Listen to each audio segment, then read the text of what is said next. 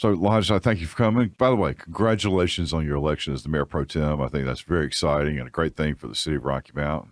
I'm so looking forward to working with you over the next year in that capacity. All right. Well, Mayor, thank you, and congratulations to you on re-election as mayor and being installed again. It's both of us were on the same election cycle, and I was excited to be nominated and unanimously approved as mayor pro tem. So I look forward to it. It was good. I thought TJ did a great job on the nomination, and then Andre Knight actually seconded the motion. I thought that was kind of a big deal and a nice statement of, let's try to all work together in positive directions for our community. So, I just couldn't go without at least mentioning that point. I agree. It meant a lot to me, for Andre, to Councilman Knight to make that second. So, So, of course, we had all that. We had the installment, had our cookies and punch, our little photo session after all that. And then really the meat of the business meeting began. And so I think the thing that stood out for me the most is really that we passed legislation to at least start pursuing the acquisition of the 330 acres out there at Highway 64 and 95. That had been optioned. That was part of the entertainment complex. The city's economic developer, Alan Matthews, had gone about compiling all of that land about 7 or 8 years ago. And, I just want to give a shout out to Alan, because I think he's kind of an unsung hero in our community. But, about 8 years ago, he had the notion of, hey, let's go out and try to option this land. Let's try to find the right retail development that maybe fits out there, seeing that the 64 was going to be the exit for Sunset Avenue, was going to actually, be an access road, and managed to do that for 330 acres. And we've been kind of shopping it since then. He's renewed those options, and we had a chance with the entertainment district. Of course, that's now, it's a state matter. That's not a city matter. But I think what we realized, and you in particular realized, is that, hey, look, this is 330 acres of land we'll probably never be able to reassemble again. And while this is a bold move, it makes sense at the price point and at what we think the appreciation component of the land value will be over some period of time. And by the way, I think the appreciation is less about the location, but about the quantity. The 330 acres being one block, one track at that location is what creates potential for future value going forward. I think individually those units don't have nearly the value that they could have. But recognizing that, and recognizing that whatever goes out there, that site control, will impact Rocky Mount for the next 30 years, or longer. Right. And you're exactly correct. In addition, adding our tax base, adding jobs, utilities, everything from water, sewer to electricity. And it's an exciting time for Rocky Mount, for the growth of Rocky Mount. And 95 is coming off. We've got 80 million cars going up and down 95 and 64. And so, it just makes it an ideal place for us to market for economic development, and that can benefit all the citizens of Rocky Mount. Well, about 8 to 10 million right up and down 64. But, when that gets connected to Norfolk as part of Interstate 87, the traffic on that is going to go to a much, much, much higher degree. And it'll really create an access point from Raleigh to Norfolk that'll be very easy. I mean, for us, it probably makes it less than an hour, right at an hour to Norfolk, and I don't traditionally think of that being close to us, but it's not far, really. Right.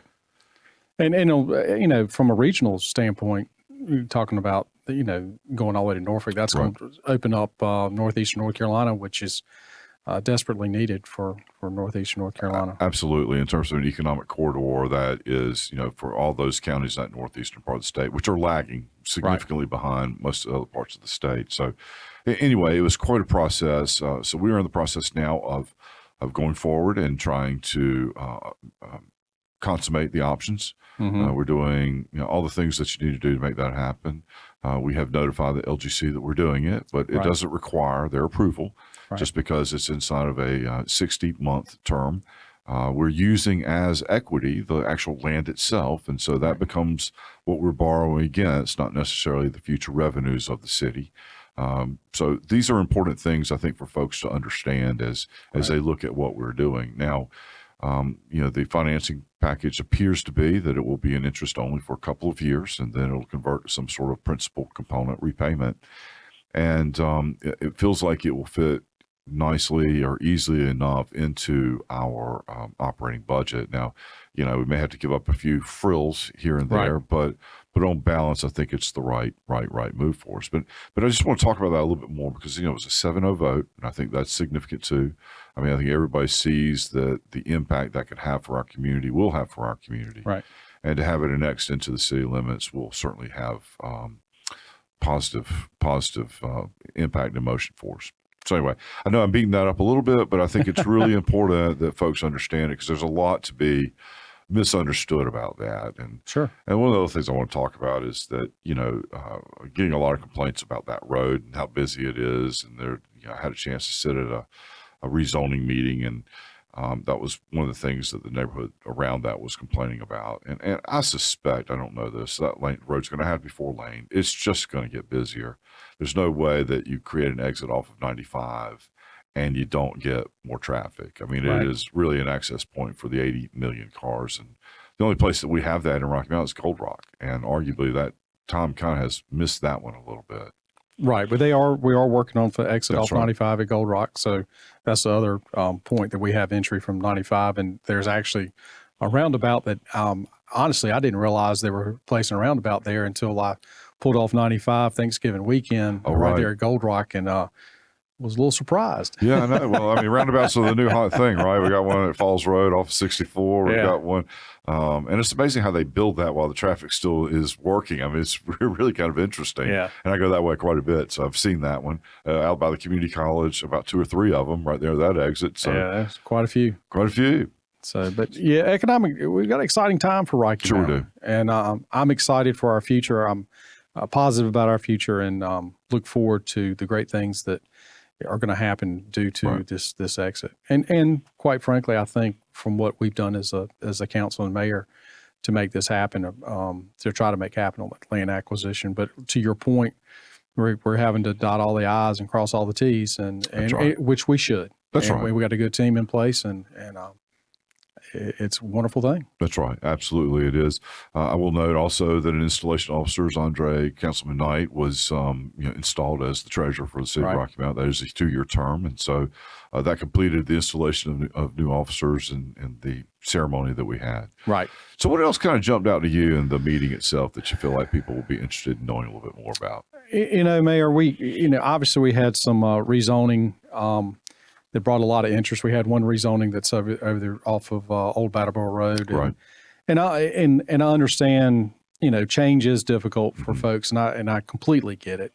And so there was a great interest. In fact, we were presented with a petition from, I think, 55 or 56 residents.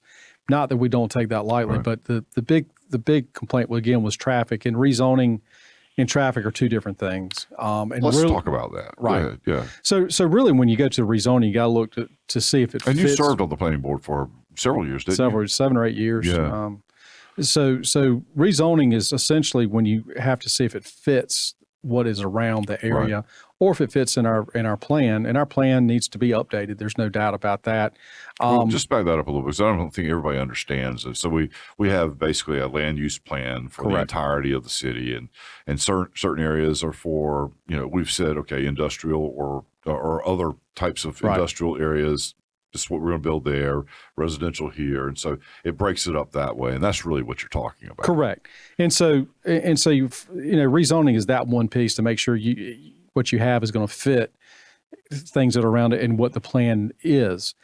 Where I think when you're looking at, a lot of times we hear about traffic, a lot of times we hear about floodplains and so forth. A lot of that comes in when you get to the development stage. That's right. And so they're two different issues, and I know that's hard to separate the two. And separate jurisdictions on this too. Correct. And so that's the difficulty, I think, as a council and then as the public, because we have only certain criteria that we can look at, and we should not take in traffic and the other things into account when we're looking at rezoning. Right. I mean, just simply we can't. Well, and let's just step back a little bit of that. Traffic comes up as not number one, but if it's not number one that people are complaining about, it's a close number two. Right.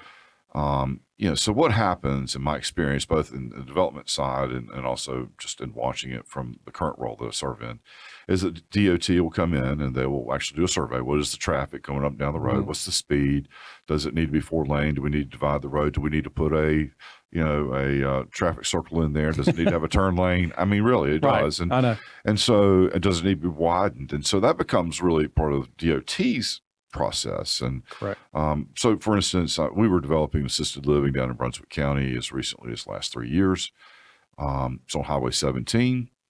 We got the rezoning, but then they required that we put in a turn lane, North Carolina DOT. So that was a condition of us being able to do the site development. So when folks are concerned about those items, it really is a whole nother jurisdiction that comes in and who knows something about traffic and road engineering, and may require the developer to put in turn lanes, may require the developer to pay for things that will slow the traffic a little bit. So, that's just important for folks to hear. And we keep hearing that over and over and over and over. And zoning is a completely different issue.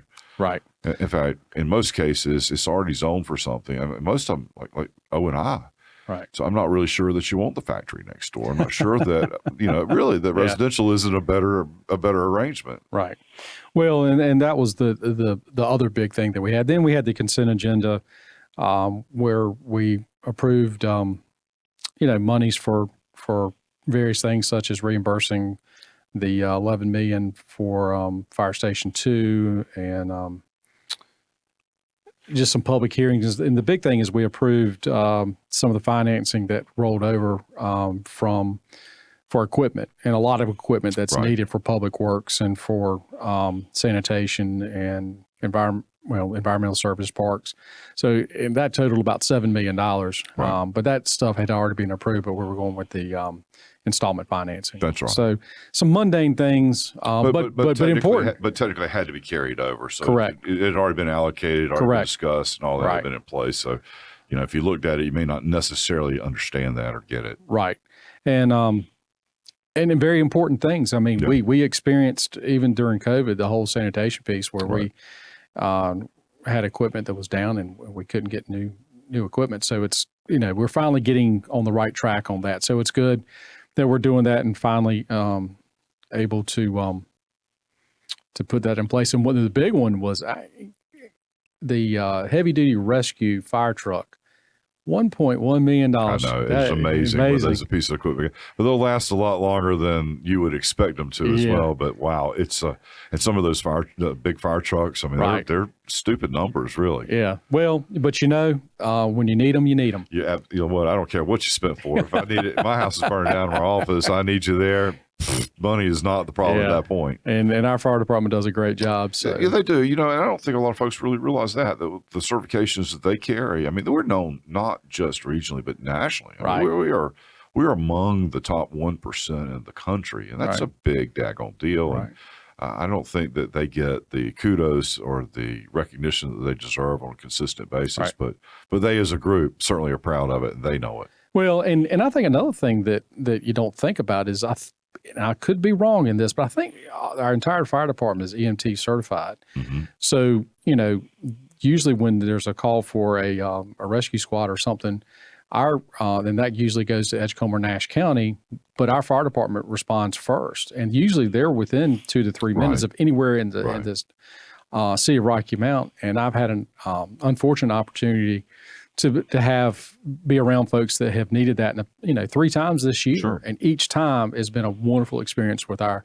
Rocky Mount Fire Department. So kudos to our fire department and to the men and women that work hard every day for us. Well, thank God, because EMS covers the entirety of the county too. Sure. So, I mean, that's not just a Rocky Mount thing. So you need somebody who's that first responder. Right. There's no doubt about it. So, and, besides, Mayor, we approved, I think, for our committee of the whole schedule, which is, we customary. And then I think we postponed some of the other public hearings that'll come up at the next meeting. So that was really all that happened. And thankfully, this is our last meeting for 2023. That's right. The next meeting will be January 8th, I believe, is what's on the calendar. Right. So we got a nice 2-3 week break, although I think we end up a little bit of work, at least for me, over the next couple of weeks, but that's fine. It's part of the gig. Right. But a lot of good things going on, and I look forward to 2024. Yeah, me too. Well, look, we got a little bit more time, and I just want to talk a little bit more about the rezoning, because that seems to be the thing that keeps coming up over and over and over and over. It's not just this meeting; it's been the last 3 or 4 meetings, and folks are always upset about change that's coming, and I think we just can't reemphasize enough that rezoning is really only changing what the land use is permitted to be. Right. It already has an assignment. It may be O&I, which means I can build a factory on it. It may be A1, which means I can build, I think, housing on it. You probably know better than me what all the different codes are, but it's a big long list, and or if I'm multi-housing, and so that's really the conversation there, not will the land be developed or not? Because by the time a developer's looking at it, somebody is most likely going to come and develop it. So then the question is, how do we get the best and highest use for that? How does that enhance the city of Rocky Mount, both from a tax perspective as well as from a service perspective? And all those things are considered in that process. Right. And I think we're going to face this more and more from what we have historically, because, Raleigh is moving east. That's right. And so people are going to want to move to our area because we're less expensive than living in Raleigh. So I think we're going to face this more and more, and we've got to get our arms around it as a city and as a public, and we probably need to do a better job of educating everyone involved in the whole process. And we do need to look at a few things. I know we've had conversations before with looking at some of the flood pieces or wetland stuff, and then. Well, you and I both had a meeting today. You joined my meeting on Wednesdays with the city manager. Absolutely. And that was one of the things that came up was land use. And the city manager was saying, hey, look, we haven't updated our code in, it was 20 years or 30 years. It was a big number. And he said, we probably need to take a look at that. That's something I'm committed to trying to make happen over the next year or so. Because it matters. It does matter. But, to your point, Rocky Mount has been just a little bit further than Wilson, but with the opening of that Sunset Avenue interchange at 95, we're within 30-40 minutes of Raleigh now, and so that really positions that part of our community to be get a lot more traffic than we've ever had before. Right. Well, I personally, I don't leave in the mornings too often to go to Raleigh, and I was amazed the other morning. I had to actually go to Wendell to meet someone. And I was amazed at the traffic heading to Raleigh from our area, and frankly, coming from Raleigh to our area. It's probably busier now than I can recall. It's gotten worse and worse and worse, and until you get to the Y, where you got 264-64 split, it's bumper to bumper until you start pushing traffic different directions, north and south. Well, even towards coming from Spring Hope, it's still. Pretty busy, in my opinion, which is just indication that populations are moving this way, commerce is moving this way. So, I don't know much more we can say about the rezoning piece, but it's a piece that we probably could do a better job of educating folks on and getting involved, because with knowledge you can understand what has to happen and what can't happen. That's right. That's absolutely without question. So. Anyway, economically, we've got lots of other kind of drivers out there. So I am excited about our future and what's going on here. I really am. So anyway, well, look, thank you for coming. It's always a pleasure to be with you. And like I said, I'm looking forward to our next year as mayor and mayor pro tem. Yeah. Well, thank you, Mayor. And I appreciate it. And wish you Merry Christmas and everybody Merry Christmas, Happy Holidays, and Happy New Year, and be safe. Well, daggone it, you beat me to it. Merry Christmas. Have a great New Year.